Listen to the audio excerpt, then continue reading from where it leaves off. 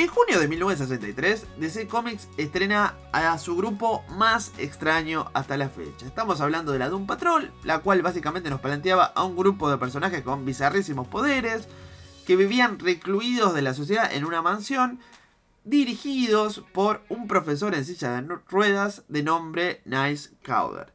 3 meses después, Marvel Comics, otra editorial que había sufrido cambio de nombres en los últimos años, siendo primero Timely y después Atlas, nos trae de la mano de Stan Lee una idea bastante similar, rozando el plagio, que justamente nos hablaba de un grupo de personajes de poderes bizarros que vivían en una mansión alienados de la sociedad, dirigidos por un profesor en silla de ruedas, el cual era Charles Xavier, y estos eran los X-Men. La principal diferencia es que en este caso había un concepto unificador que los diferenciaba mucho de la Doom Patrol, donde cada quien había tenido un accidente trágico que los había convertido en esta suerte de monstruos. En cambio, los mutantes nacían con poderes y ya, y simplemente la sociedad no los querían porque los veía como un peligro. Bueno, básicamente en ese Uncanny X-Men número 1, con fecha de portada septiembre de 1963, vemos la introducción de estos personajes que al día de hoy ya son íconos, siendo el líder el profesor Javier, pero teniendo en el campo a Cyclops, a Jean Grey, a Iceman, a Beast, a Angel y como principal enemigo a Magneto. La figura del profesor Javier, al igual que la de Niles Caulder, sería la de un hombre bastante cruel y choto con los personajes, noción que choca con la imagen que tenemos al día de hoy, seguramente influenciados mucho por la serie animada de los 90 donde era un tipazo, o las películas con actores reales de Fox. Pero la realidad es que, por lo menos en esos primeros números, hacía padecer a sus estudiantes de constantes presiones, de destratos. Y es una idea que, si bien, como dije, se fue diluyendo con los años, cada tanto fue repuntando en episodios de dudosa moralidad, los cuales voy a intentar recapitular a continuación. El primero que se me viene a la mente es en esta etapa inicial donde todavía estaban los 5 X-Men clásicos, llamémosle, donde en teoría el profesor muere. Y cuando digo en teoría muere es porque en realidad, por medio de un retcon seguramente, se nos revela que en realidad el que había fallecido no era Charlie, sino que era Changeling. ¿Quién es Changeling? Bueno, es un mutante con la capacidad de transformarse, tal como hace Mystique, el cual hoy en día es más conocido por el nombre de Morph, por sus apariciones en la serie animada de los 90. Bueno, Morph inicialmente había sido un enemigo de los X-Men en una de esas primeras aventuras, y después, fuera de cámara, se había redimido, se había acercado nuevamente al profesor, y este le había pedido que lo suplante por un tiempo mientras él se preparaba para combatir a una amenaza extraterrestre próxima. Changeling termina falleciendo en una pelea random contra un monstruo que ni siquiera era mutante, y los X-Men por varios números creen que el profesor pasó a mejor vida, lo cual demuestra ser una terrible forrada, ya que ellos constantemente arriesgaban su vida por el sueño de Javier y él ni siquiera era capaz de incluirlos en sus planes. En fin, acá ven a qué me refiero cuando digo que el tipo era un forro. El siguiente episodio de Javier, y este es un poquito por ahí menos jodido moralmente, es durante la saga del Fénix Oscuro. Ya pasaron varios años, hubo recambio de X-Men, entraron personajes como Wolverine, Tormenta, Nightcrawler, Colossus, etc. Y tenemos los primeros contactos de Javier con quien sería su amante durante mucho tiempo, que es la emperatriz Lilandra del Imperio Shi'ar. Bueno, en este contacto, por cuestiones que no quedan del todo claras, despiertan ciertos pensamientos oscuros en la mente de nuestro querido Charlie, y este es poseído por una suerte de personalidad latente y bueno, combate a los X-Men haciendo aparecer proyecciones del primer equipo contra el equipo actual, y bueno, al final logra romper con esto y acá no pasó nada.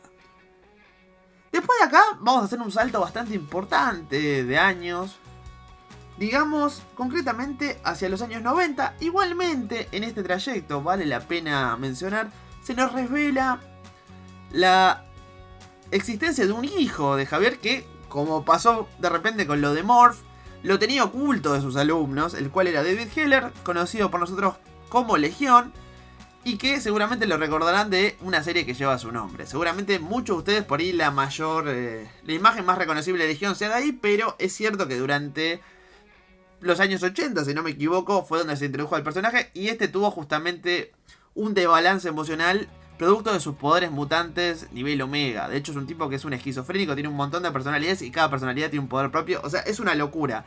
Y parte de este problema también es la ausencia del profesor Javier como padre, porque si lo tenía oculto para los lectores y para los X-Men, obviamente es porque no pasaba demasiado tiempo con su hijo. De hecho, prefería pasar tiempo con otros adolescentes en lugar de criar al suyo, o en última instancia de incorporarlo a los X-Men, intentar entrenarlo. Bueno, acá vemos como otra de las forradas u otra de las manipulaciones del profesor Javier se sale de control y termina siendo un peligro para todos, un problema que obviamente tienen que arreglar sus queridísimos X-Men. Esto se termina saliendo de control, como dije antes, ya promediando la mitad de los 90, en la recordada era Apocalipsis, que se origina justamente porque David, totalmente hinchado de los huevos de la forma en que salieron las cosas con su papá, termina viajando al pasado e intenta matar a Magneto, ya que en algún punto lo culpa por ser la persona que lo alejó de él. Y bueno, en un giro inesperado termina siendo Javier el que muere, y ahí es donde se genera toda esta realidad de qué hubiera pasado si Javier hubiera muerto. Bueno, al final las cosas se arreglan, Legión termina recibiendo ayuda y Sarasa. Y no pasaría mucho tiempo hasta que veamos el siguiente episodio de nuestro querido Charles Xavier. En este caso, en una traba sostenida durante las colecciones mutantes por varios meses, donde hay una enigmática figura de nombre Onslaught que estaría acechando a nuestros mutantes favoritos. Como muchos de ustedes ya sabrán, Onslaught nace justamente de el evento Atracciones Fatales, cuando Magneto se pasa de olla, le saca el adamantio a Wolverine por los poros, y el profesor Javier, diciendo, bueno, hasta acá llegaste, ya pasaste un límite, le hace una lobotomía, dejándolo catatónico. Bueno, aparentemente los pensamientos de Magneto que él absorbió terminan trabajando en su inconsciente y sumándose a este lado oscuro que ya habíamos visto durante la saga del Fénix Oscuro, generan a este mutante nivel Omega que termina dejando el mundo de patas para arriba, resultando en la aparente muerte de casi todos los superhéroes principales y señalando a los mutantes como unos parias más que nunca, ya que para las cámaras de televisión, durante la batalla final contra Onslaught, fueron ellos quienes traicionaron a los superhéroes como los Vengadores y los Cuatro Fantásticos, y no fue parte de un plan orquestado como realmente pasó. Entonces eso da pie después a lo que conoceríamos como Operación Tolerancia Cero, capitaneada por Bastión, donde este tendría acceso a otro de los pecados de nuestro querido Charles, que son sus protocolos. ¿Y qué son estos protocolos? Bueno, al igual que hizo Batman en DC algunos años después, él tiene un plan de contingencia para cada uno de sus alumnos. Es decir, Charlie en frío pensó una manera de matar a cada X-Men si este se saliera de control, lo cual una vez más pone en evidencia qué fría mentalidad que tiene y lo manipulador que es a veces.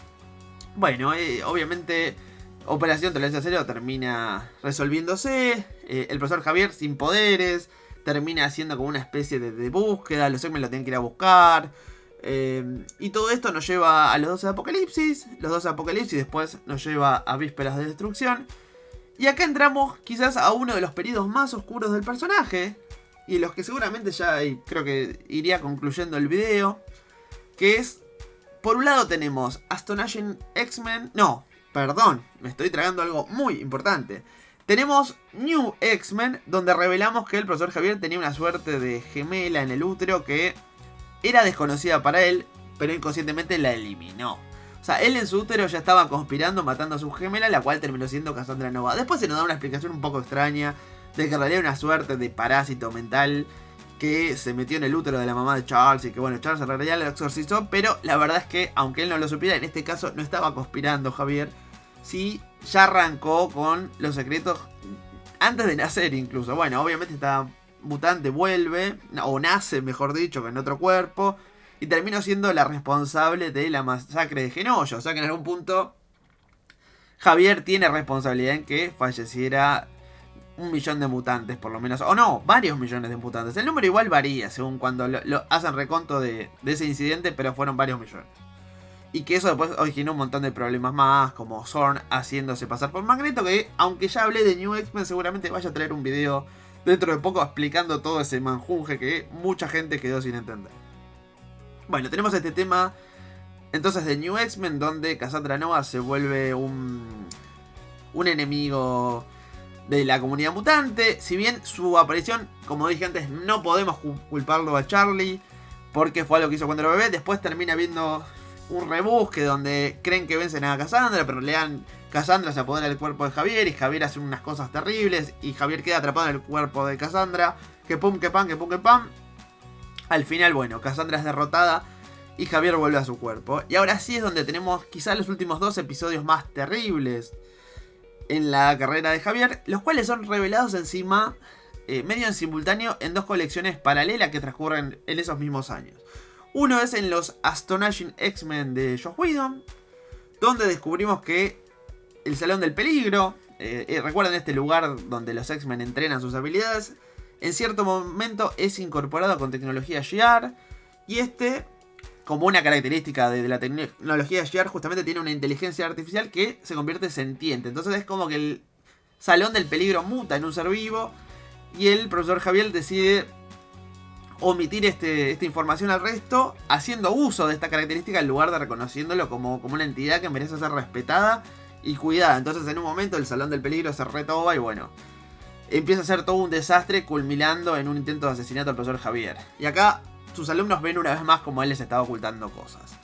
Casi en paralelo, o mejor dicho, un tiempito después, durante los hechos de Diezmados, lo de la dinastía M, qué sé yo, aparece un personaje misterioso que está tras Javier, el cual resulta ser Vulcan, que en medio de un gran teatro se revela como el hermano perdido de Scott y de Chaos, los Homers, y que fue parte de un primer equipo